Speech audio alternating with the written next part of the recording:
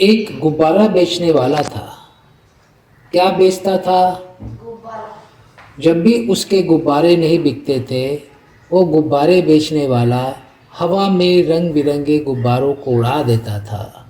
कभी लाल गुब्बारे, कभी पीले गुब्बारे, कभी हरे गुब्बारे।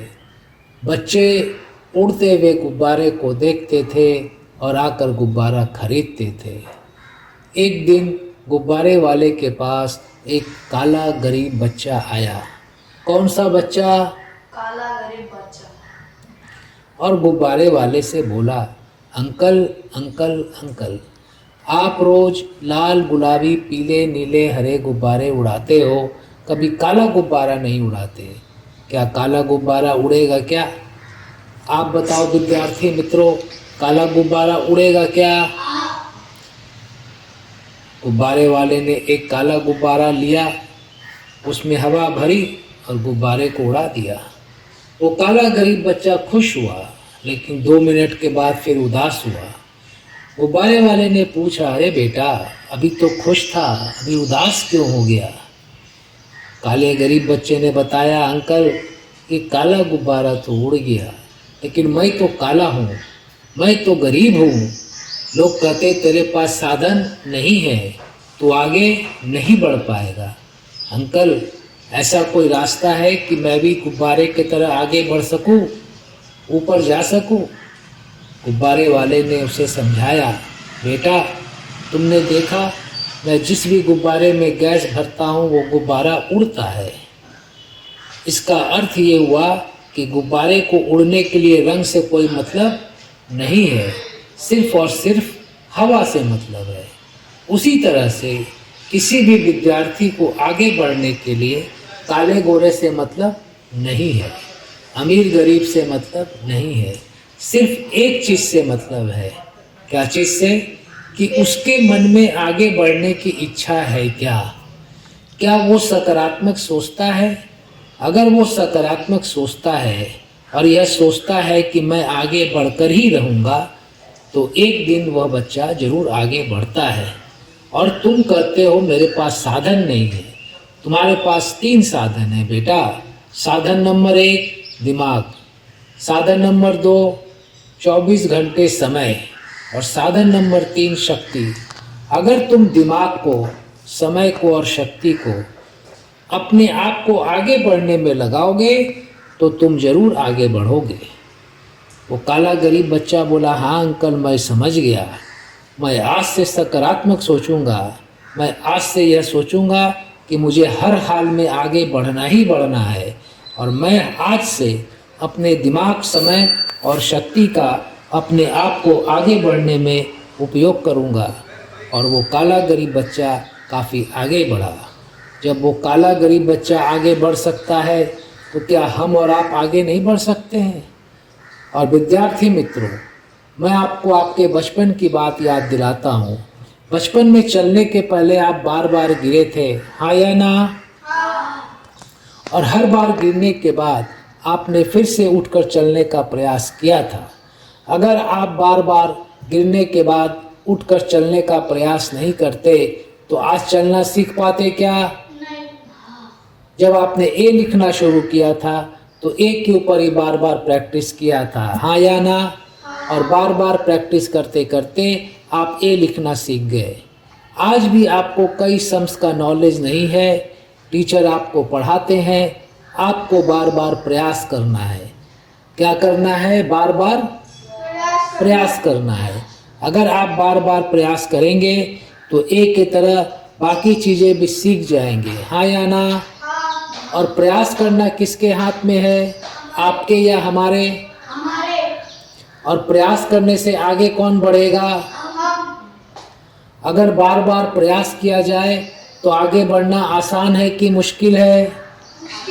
कितने बच्चे आज से ज़्यादा प्रयास करेंगे? हाथ उठाओ। ठीक है, हाथ नीचे करो। अब एक लास्ट प्रश्न करता हूँ कि आप में से कई बच्चों ने सोचा होगा कि जीवन में क्या बनना है, डॉक्टर, इंजीनियर, प्रोफेसर, लेक्चरर। आज आपके पास पढ़ने का 10 साल समय है। कितना समय है? 10 साल समय है। आज अगर आप 10 साल पढ़ाई करोगे और जो आपने सोचा है आप वो बन जाओगे, तो आने वाले 40 साल आराम किसको मिलेगा, आपको या पड़ोसी को? और अगर आज आपने 10 साल बर्बाद कर दिया, आप कुछ नहीं बने, तो आने वाले 40 साल परेशानी किसको मिलेगी, आपको या पड़ोसी को? तो आपके पास विकल्प नंबर 1 है, ऑप्शन नंबर 1 है कि 10 साल मेहनत करके कुछ बन जाए और 40 साल आराम से रहे। और ऑप्शन नंबर 2 है 10 साल बर्बाद करे, कुछ नहीं बने और 40 साल परेशान रहे। कितने बच्चों को ऑप्शन नंबर 1 चाहिए? आप सभी 10 साल मेहनत करके 40 साल आराम से रहना चाहते हैं, हाँ या ना? आप एक नारा बना लेना असेंबली में, आपस में जब भी मिलो, एक बच्चा बोलना 10 वर्षाची मेहनत और बाकी बच्चे बोलेंगे 40 वर्षाचा आराम। मैं बोलता हूँ 10 वर्षाची मेहनत, आप बोलना 40 वर्षाचा आराम। 10 वर्षाची मेहनत, 40 वर्षाचा आराम, 10 वर्षाची मेहनत, 40 वर्षाचा आराम, 10 वर्षाची मेहनत। 40 वर्षाचा आराम। अब मैं अपनी बात 3 लाइन में रिपीट करता हूँ। जिस भी गुब्बारे में गैस भर दी जाए वो गुब्बारा उड़ेगा, उड़ेगा या नहीं उड़ेगा? जिस भी बच्चे के मन में आगे बढ़ने की इच्छा हो वो बच्चा आगे बढ़ेगा, बढ़ेगा या नहीं बढ़ेगा? और अगर बार बार प्रयास किया जाए तो आगे बढ़ना आसान है कि मुश्किल है? और 10 साल की मेहनत के बदले 40 साल का परिस्थिती आम्हाला अनुकूल नाही, आम्हाला कोणी मदत करत नाही, काही विशेष करण्याची संधीच आम्हाला प्राप्त होत नाही, अशा प्रकारच्या तक्रारी करीत राहणे व्यर्थ आहे. आपल्या दोषांना खापर इतरांचा माथी फोडताना अशा तक्रारीमुळे मनाला खोटे समाधान लाभू शकते. कारण या वाक्यात नाही का, परिस्थिती कशी पण असू दे, आपल्याला त्याचा सामना केला पाहिजे असं या वाक्यात लिहिले. त्यामुळे मला हे वाक्य आवडले. अजून कोणी पण संकटात आपल्याला मदत करायला येत नाही, आपल्याला स्वतः भिडावं लागतं त्या संकटाला. थँक्यू. मित्रों, आज हमारे विद्यार्थी एक समस्या से गुजर रहे हैं। कई बार शिक्षक जब उन्हें कुछ पढ़ाते हैं तो उन्हें शिक्षक की बात पूरी समझ में नहीं आती है और उनका ध्यान इधर उधर भटकता रहता है। इसके लिए हम लोगों ने बहुत सारे विद्यालयों में study with 1 minute meditation plan launch किया है। इसके अंतर्गत आपको कुछ ज़्यादा नहीं करना है। जब भी शिक्षक आएंगे पढ़ाई शुरू करने के पहले आपको 1 मिनट का मेडिटेशन कराएंगे। मैं आपको 1 मिनट का मेडिटेशन कराता हूँ। आप 1 मिनट मेडिटेशन के लिए तैयार हैं, हाँ या ना? आइए शुरू करते हैं। अपने हाथ को अपने पैर पे रखें, हथेली आसमान की तरफ, आंखें बंद, पीठ सीधी करें, बेंच का सहारा नहीं लें और हिलना डुलना बंद कर दें। सिर्फ 1 मिनट के लिए स्टैचू बन जाइए, मूर्ति बन जाइए। बचपन में हम लोग स्टैचू खेलते थे। आपका समय शुरू होता है अब।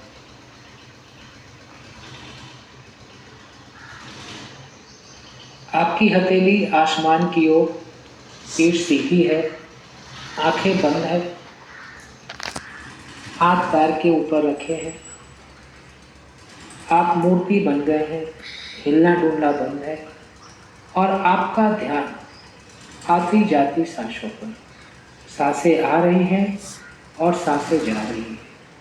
कोई प्रयास नहीं करना है, सब कुछ अपने आप हो रहा है। आप सिर्फ आती जाती सांसों को देखते रहिए।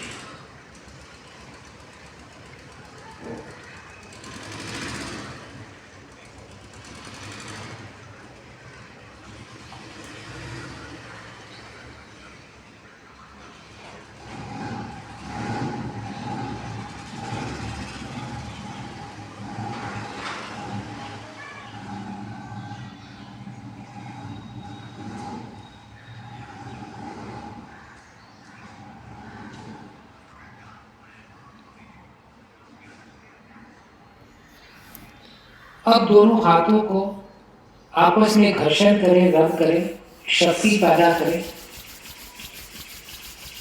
और अपने हथेली को चेहरे पर रखें और अपनी आंखों को हथेली के अंदर खोलें और बंद करें, फिर खोलें और अपने हथेली को धीरे से अपने पैर पे रख लें।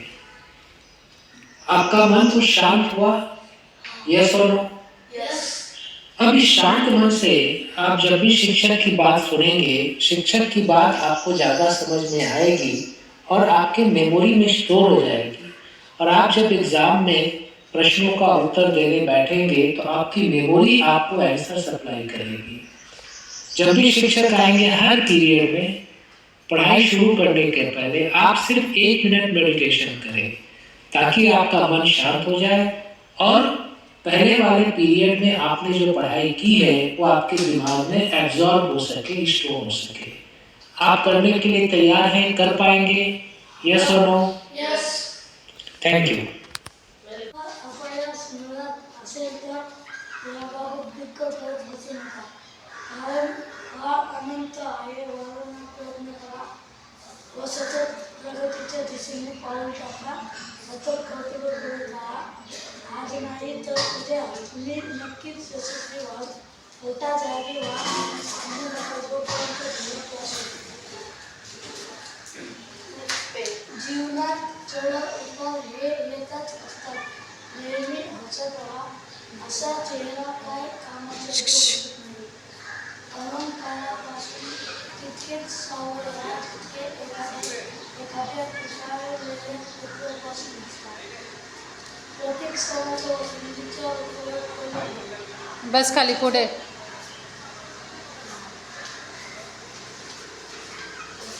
प्रत्येक क्षणाचा व संधीचा उपयोग करून घ्या. प्रत्येक क्षणाचा व संधीचा उपयोग करून घ्या. प्रगतीचा मार्ग फार मोठा आहे आणि काळ वेगाने पुढे जात आहे. म्हणून आपल्या संपूर्ण आत्मबळाला कामाला लागा. तेव्हाच तुम्ही ध्येय गाठू शकाल. कोणत्याही गोष्टीसाठी स्वतःला दुःखी कष्ट करून घेऊ नका. मनुष्यावर मावे तसे देवावर विश्वास करून घ्यावा. तोच तुम्हाला योग्य मार्ग दाखवेल आणि सामर्थ्य सुचवेल. स्वतःच्या मनाला नेहमी कामात गुंतवून ठेवा. त्याला रिकामे राहू नको द्या. जीवन गांभीर्याने जगा. तुमच्या समोर आत्मोन्नतीचे महान कार्य आहे आणि बळ फारच थोडा आहे. बेसावतपणे जर तुम्ही नको त्या गोष्टीत गुंतत राहिल्या तर तुम्हाला दुःखी व्हावे लागेल आणि अधिकच वाईट स्थितीत जाऊन पोहोचाल. ध्येय व आशा बळगल्यास जीवनातील सर्व प्रसंगांशी सामना करण्याची योग्यता तुमच्यात लवकरच येईल. तुम्ही स्वतःच्या बळावर उभे राहा. आवश्यक वाटत असेल तर संपूर्ण जगाला आव्हान द्या. त्यामुळे तुमचे काहीच नुकसान होणार नाही. थोर व्यक्ती हे सदैव एकाकी वाटचाल करतात आणि या एकाकी प्रयत्नामुळेच ते फार दूर पर्यंत पोहोचले आहेत. एकाकीपणे चालून त्यांनी स्वतःच्या बळावर जगातील महान कार्य संपन्न केले आहेत. याकरिता त्यांनी केवळ स्वतःच्या आत्मरायांची प्रेरणा प्राप्त झाली. आपल्या आत्मनिर्भर सुखानेच हे नेहमी प्रफुल्ल झाले आहे. दुसऱ्यांनी येऊन आमचे दुःख दूर करावे अशी आशा कधीच बाळगली नाही.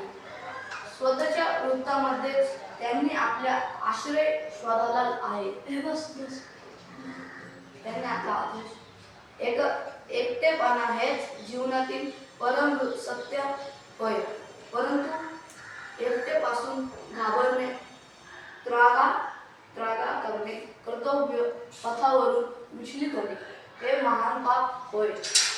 एकटेपणा हे आपल्या स्वतःच्या अंतरात लपलेले महान शक्तींना विकसित करणारे एक साधन आहे. स्वतःवरच अवलंबून राहिल्याने तुम्ही आपल्या श्रेष्ठतम बस खाली, पुढे. शक्तीच्या प्रश्नात आणू शकतात. वाच. क्षणभरासाठी आपण असे मानले की आपल्याच एखाद्या नातलगाने तुम्हाला त्रास दिला व तुमचे अंतःकरण दुखावले, तर काय तुम्ही या दुःखद गोष्टीचा उपभोग करीत राहणार? या कष्टप्रद अज्ञात विसरून द्या आणि स्वतःच्या मनाला सुबक मार्ग केंद्रीय करा. चिंतेपासून मुक्त होण्याचे सर्व उपाय दुःखांना विसरणे हाच आहे. आपण तुम्ही ऐकत नाही, दुसऱ्याला सांगू शकलो परंतु काहीच परिणाम होत नाही अशा बोलण्याने स्वतः